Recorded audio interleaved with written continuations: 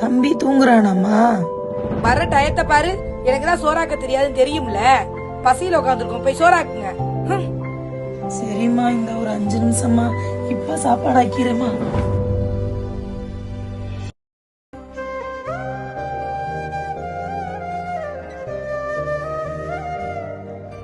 என்னால மலரு காயெல்லாம் வந்துருச்சா? முடிஞ்சிருச்சு தள்ளு.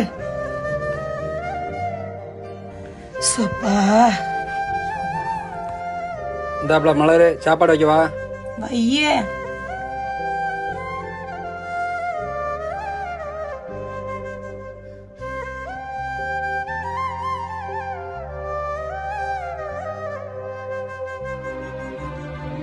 நான் என்ன சாப்பாடு வச்சிருக்க? உப்பு இல்ல, ஒண்ணும் இல்ல, சப்புன்னு இருக்கு.